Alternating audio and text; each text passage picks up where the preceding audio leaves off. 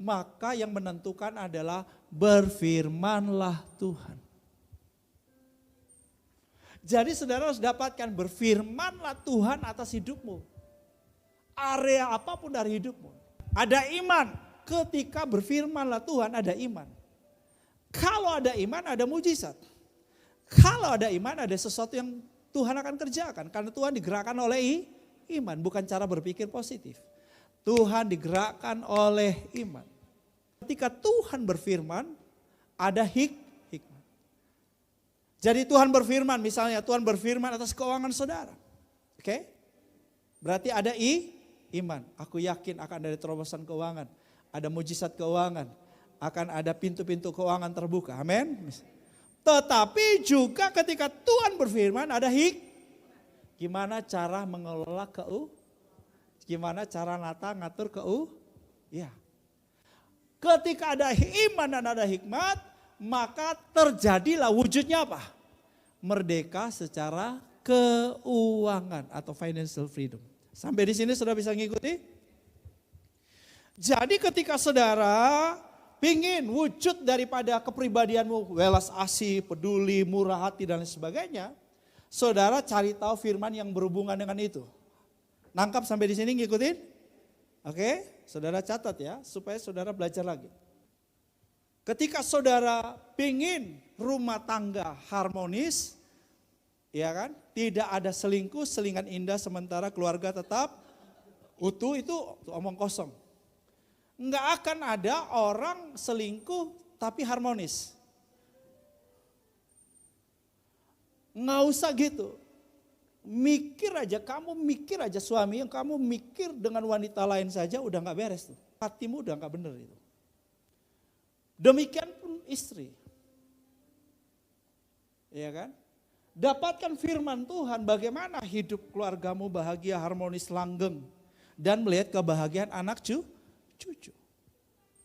Ketika engkau dapatkan firman itu ada iman, ada hikmat. Waktu engkau mulai terapkan itu, keluargamu harmonis, bahagia. Amin. Sampai di sini bisa ngikutin? Yang ngikutin katakan amin. Saudara, Alkitab kita penuh dengan tuntunan yang jelas, pedoman, hikmat. Semua yang saudara perlukan, itu ada di Alkitab. Kalau kita bicara Alkitab kita dengan satu kata firman, maka dalam bahasa Yunani ya firman itu ada 3 kata yang berbeda. Yang pertama adalah grafai. Grafai ini adalah firman yang tertulis. Kejadian sampai Wahyu yang cetakan tulisan itu namanya grafai. Logos itu adalah bicara mengenai pikiran Tuhan dan perkataan Tuhan. Firman-Nya Tuhan. Ya, logos. Logos juga bicara pribadi Yesus, firman yang hidup. Kemudian setelah dari logos itu sudah dapatkan rhema. Rhema itu apa? Rhema itu adalah perkataan yang dihidupkan. Firman yang dihidupkan di dalam rohmu itu adalah rhema. Nah, saudara ada ilustrasi di sini, ada gambarnya. Grafai itu ada pen, ada buku ya. Oke, tulisan. Kemudian ilustrasi logos itu berpikiran dan perkataan. Jadi kalau saudara mendapat pikirannya Tuhan apa? Perkataannya Tuhan yang ada di Alkitab. Tetapi pikiran dan perkataan Tuhan yang kemudian dihidupkan di dalam rohmu, itu namanya apa? Rhema. Sehingga tiba-tiba tiung, aha. Jadi aha buat saudara. Ya, atau eureka. Wah, ada sesuatu yang baru aku ngerti, aku dapatkan. Firman itu jadi hidup di dalam understandingmu, pikiran dan rohmu. Itu namanya apa? Rhema. Rhema inilah yang menjadikan iman di dalam diri saudara. Dan dari rhema inilah ada hikmat. Jadi kalau saudaraku baca Alkitab dan dengar khotbah, itu gak boleh sekedar grafai. Harus dapat perkataan Tuhan dan pikiran Tuhan. Sebab dari situlah akan ada kuasa penciptaan. Saya pelan-pelan, saya harap saudara ngerti, tangkap ini sehingga saudara hidupmu tuh banyak hal yang luar biasa. Luar biasa. Kenapa? Ini ada janji Tuhan. Yosua 1 ayat 8. Oke. Perjalananmu engkau akan beruntung. Dalam terjemahan bahasa Inggris ada dua kata yang muncul. King James Version. Umumnya sama di bahasa Inggris yang lain. Yaitu prosper dan good success. Ucapkan bersama-sama. Prosper. Good success. Ya prosper itu artinya berhasil. Prosper itu berarti makmur, berlimpah-limpah, berkemenangan, sehat, baik. Itu arti kata prosper. Lalu ditambahin lagi good success. Berarti ada bad success. Bad success adalah sukses versi dunia, saudaraku. Sedangkan good success adalah sukses versi surgawi. Ya. Jadi kalau saudara nanya, Tuhan mau enggak aku prosper dan good success? Jawabannya yes. Tuhan mau setiap kita, dengar baik anak-anak muda. Tuhan mau kalian menjadi orang yang prosper. Good success. Amin itu artinya gini. Imanku bersepakat percaya kuasanya. Jadi kalau saudara bilang amin, itu artinya apa? Imanku bersepakat percaya kuasanya. Kalau percaya berarti Yesus sedang bilang gini, be done unto you according what you believe. Terjadilah padamu seperti yang kau Jadi Tuhan mau Anda prosper. Tuhan mau Anda ngalamin good success. Ini yang membuat orang Kristen gak jadi sesuatu hebat. Karena proses harganya gak jalan. Ingat, Tuhan bekerja berdasarkan prinsip. Ada pola. Tuhan gak kerja gak berdasarkan pola. Jadi kalau saudara gak ngikutin pola gak jadi. Harus ngikutin pola. Oke, perhatikan. Bagaimana saudara kita prosper dan good success? Gimana? Merenungkan firman siang dan malam. Ini ada prosesnya. Halo? Jadi gak tiba-tiba saudara prosper dan good success. Gak tiba-tiba. Untuk prosper dan good success harus melalui proses yang namanya apa? Merenungkan firman seminggu sekali.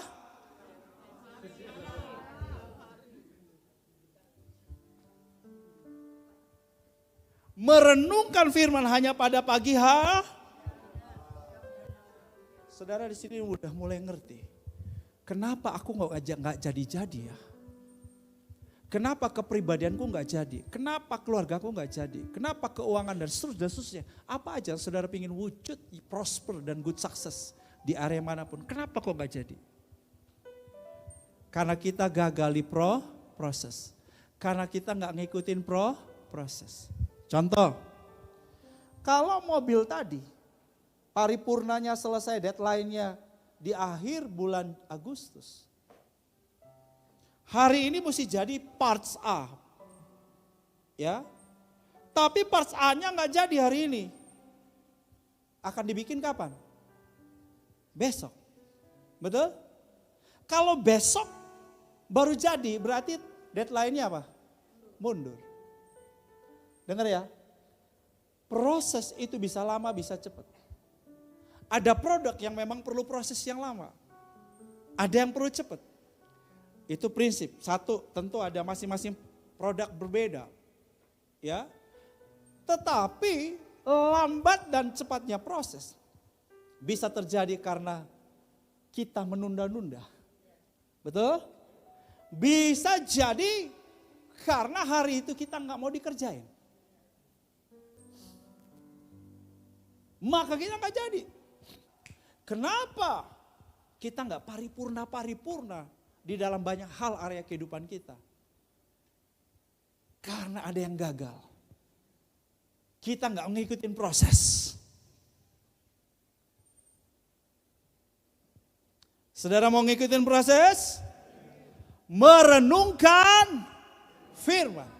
Kata merenungkan di dalam Yosua 1 ayat 8 dan juga Mazmur 1 ayat 2 dalam bahasa Inggrisnya adalah meditate atau di Indonesia kan meditasi. Oh jadi Pak Pendeta, orang Kristen boleh meditasi? Boleh, tapi bukan meditasi versi timur.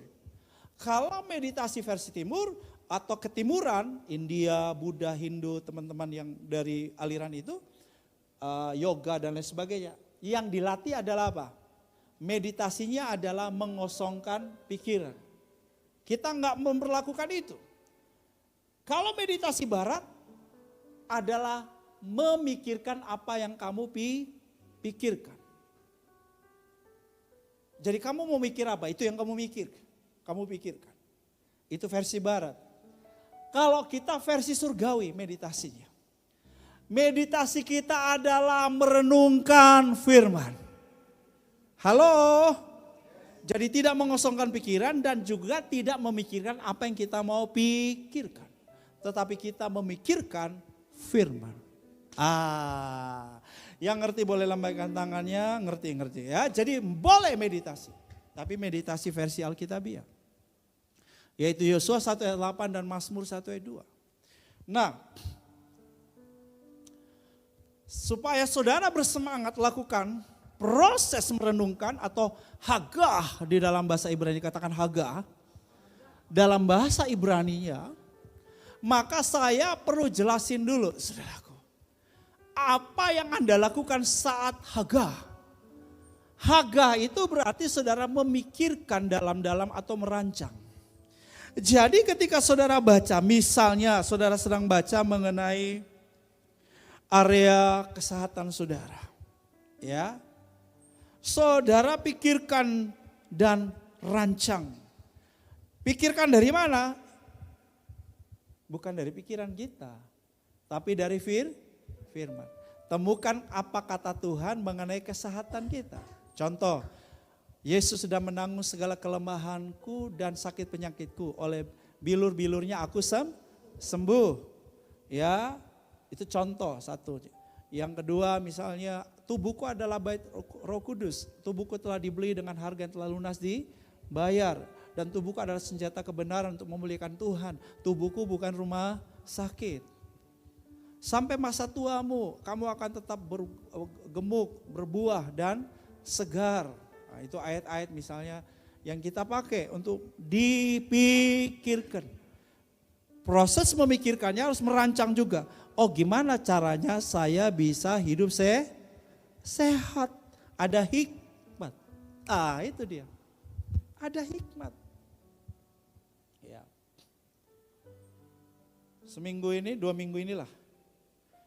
2 minggu lalu habis saya khotbah di satu gereja tertentu, sorenya suara saya udah hilang. Karena memang saya batuk beberapa hari, suara saya hilang, gak bisa ngomong. Paksa ngomong, gak bisa. Ya, intimidasi pun datang. Wah, gimana kamu gak bisa ngomong kalau kamu gak bisa khotbah? Ngomongnya gak sembuh-sembuh, kamu gak pulih-pulih suaramu karena kena di pita suara. Kamu gak bakal bisa khotbah dong. Ya. Kemudian hari Minggu kemarin di Kupang pagi-pagi saya coba lakukan sesuatu. Saya merunduk mau lakukan sesuatu tiba-tiba di punggung saya seperti robek. Langsung gak bisa naik lagi saya. Waduh setengah mati saudaraku. Saya mesti khotbah.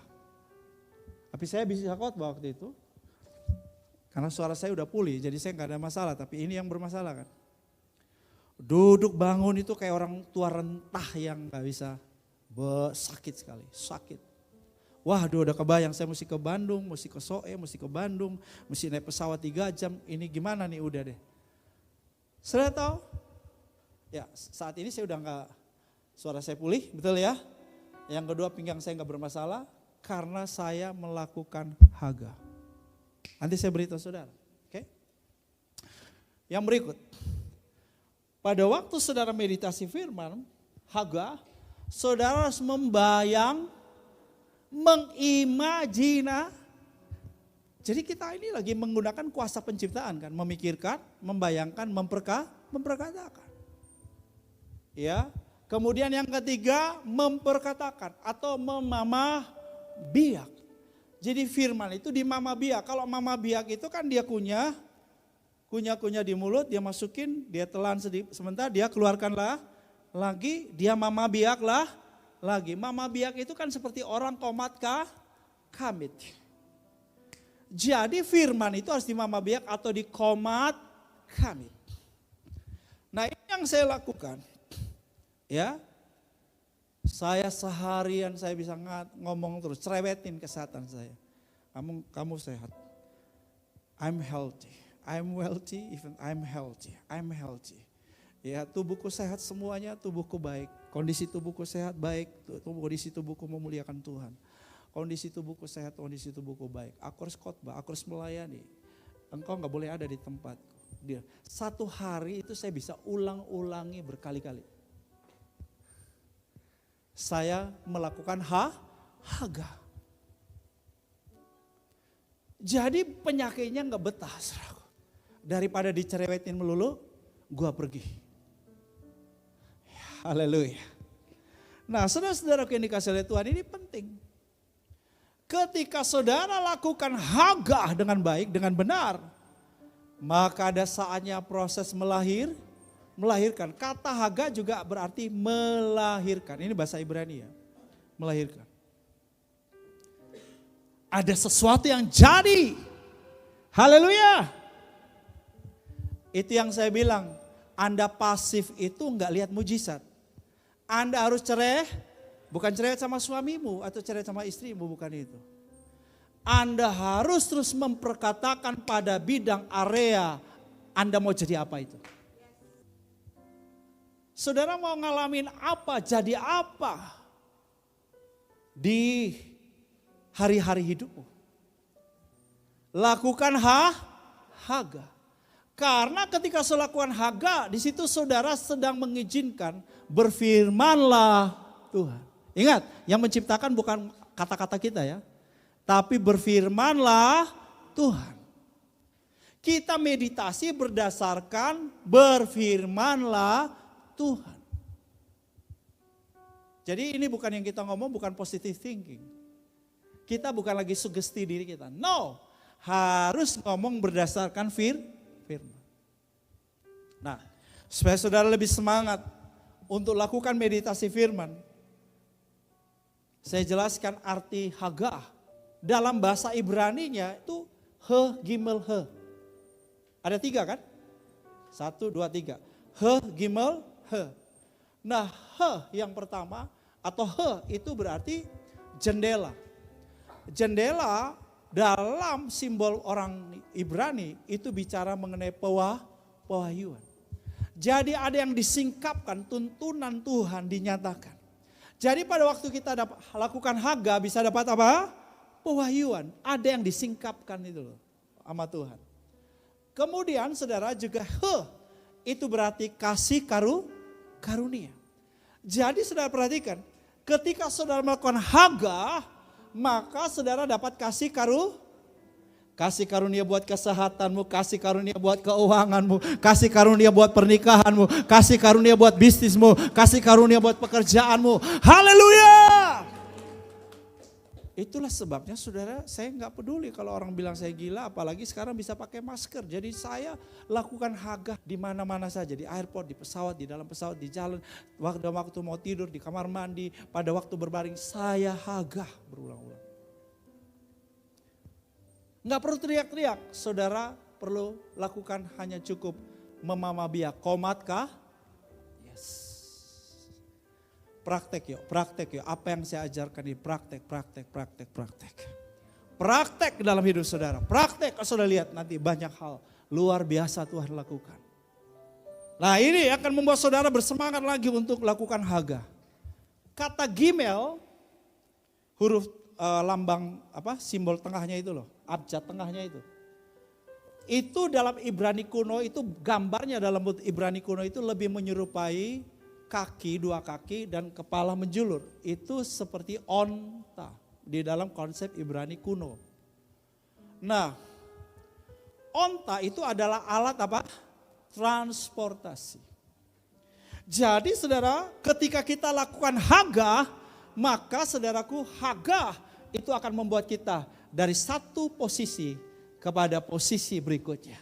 Dari sesuatu kepada sesuatu berikutnya. Amin. Gimel juga dalam konsep Ibrani itu berarti seperti orang kaya yang mengejar orang miskin. Bukan karena orang miskin mencuri uang orang kaya, bukan. Tetapi orang kayanya kejar orang miskin untuk bagi-bagi duit.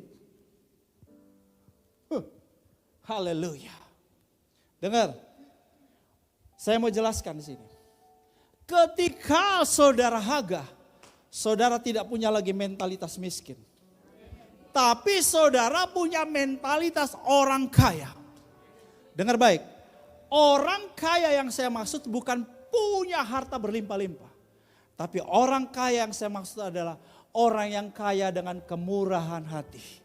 Dia bisa saja punya sedikit gak banyak, tapi suka nabur, suka memberi. Itu orang kaya sesungguhnya. Tetapi orang miskin adalah orang yang walaupun punya banyak, tapi apa? Kikir, gak suka memberi, pelit. Itu namanya orang miskin. Sudah bisa bedakan? Ini yang beda dengan teologi kemakmuran. Jadi saudara jangan pikir saya penganut teologi kemakmuran. Saya ngajar yang benar, yang alkitabiah. Jemaat Makedonia sekalipun miskin, tapi dia diakui sebagai orang kaya dalam kemurahan hati. Karena mereka memberi lebih dari kemampuan mereka. Saya bilang tadi, saya sedang hagah untuk keuangan saya dan keluarga saya. Untuk anak-anak saya. Tetapi ketika saya hagah, berfirmanlah Tuhan soal keuangan. Maka Tuhan selalu berfirman, Bram, nabur yuk, nabur ke sana, nabur ke sana, nabur.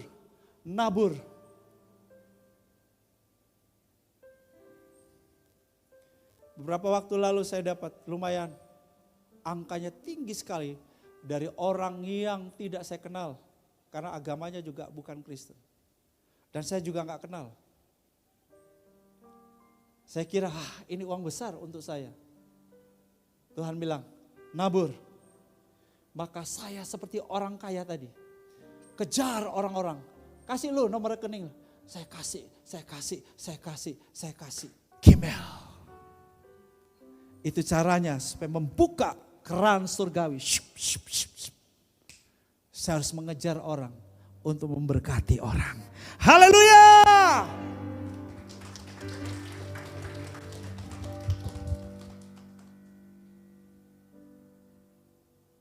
Berbahagialah orang yang memberi daripada menerima. Gimel artinya pembalasan yang adil. Hukuman.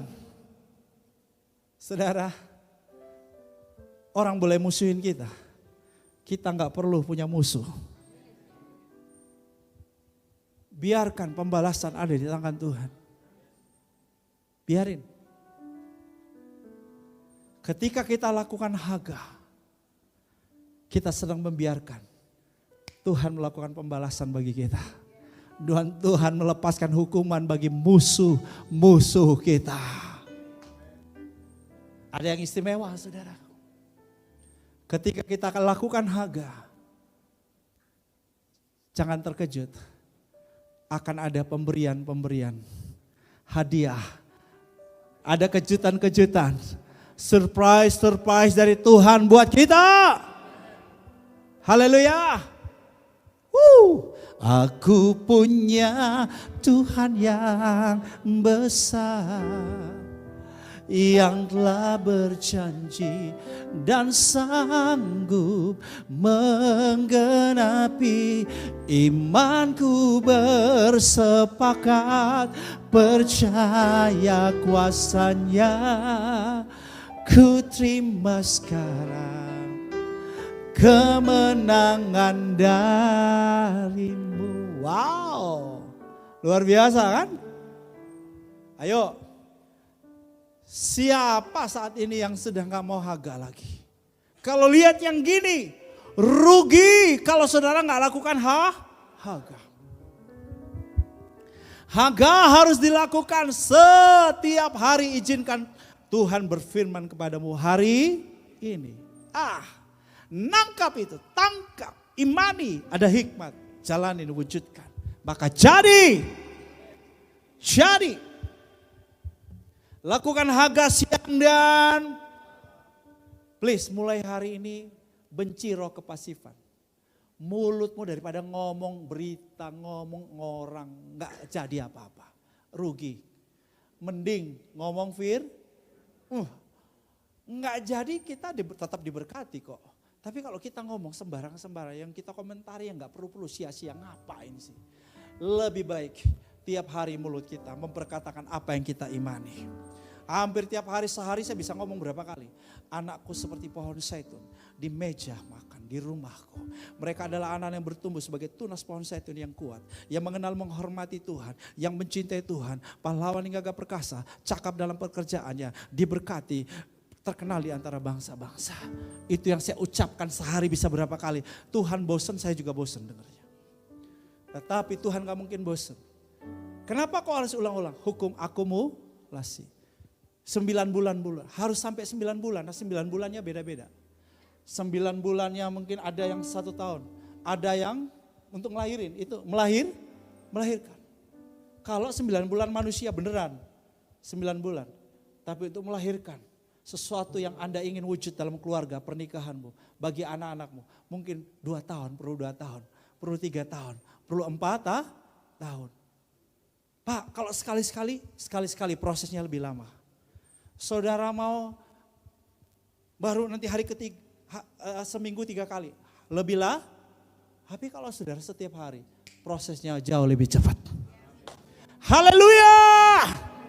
Jadi ayo rajin rajin. Saya ngerti hal ini, keren banget. Ayo anak-anak muda praktek daripada lu main game aja tuh. Praktek daripada hanya ngobrol gak keruan-ruan. Praktek firman, ngomong ini, Haga ini. Kamu mau jadi apa dulu? Itu dulu. Cari tahu firman. Nah ini saya kasih contoh supaya sudah jelas. Contoh ini satu kepribadian saja. Kan tadi ada keluarga, ada apa lagi?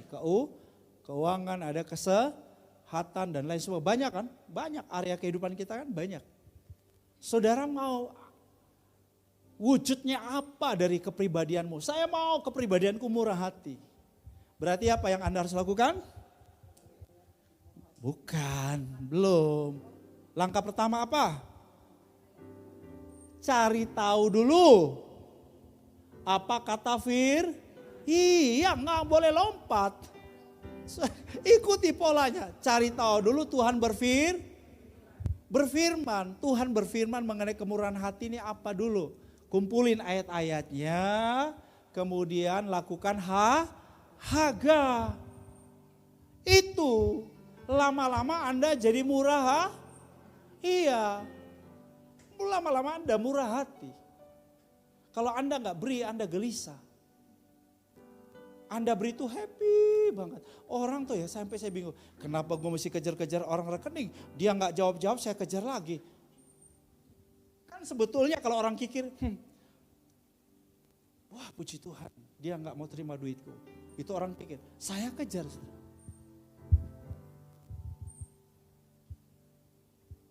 Karena itu udah jadi hidup saya. Murah hati itu gak usah dibuat-buat. Udah memang jadi murah hati. Kenapa? Proses Haganya udah melahirkan. Wujud jadi murah hati udah. Jadi kalau gak bisa beri malah susah. Tapi kalau bisa beri, happy. Bahagia, senang, oh puji Tuhan. Lalu bukan supaya dipuji-puji orang, bukan. Memang itu nature-nya kita, udah nature. Sesuatu yang nature itu kan kalau saudara udah candu sesuatu misalnya ya. Saudara enggak, misalnya candu apa? Bola misalnya. Enggak nonton bola, enggak main bola gimana Gap? Berasanya? Enggak bisa hidup katanya ya. Nah yang kayak begini-begini candu. Kalau nggak main bola kayaknya dunia udah kiamat mereka. Itu udah candu. Itu candu positif lah. Tapi kita candu firman. Kalau kita udah murah hati, itu candu murah hati. Aduh nggak beri. Aduh kita bukan susah karena saudaraku nggak ada duitnya. Sulit karena nggak bisa memberi. itu udah candu. Saudara. Jadi ini doa saya. Tuhan mau setiap saudara prosper. Tuhan mau Anda good success. Anda bisa menikmati yang terbaik dalam hidup. Karena berfirmanlah Tuhan.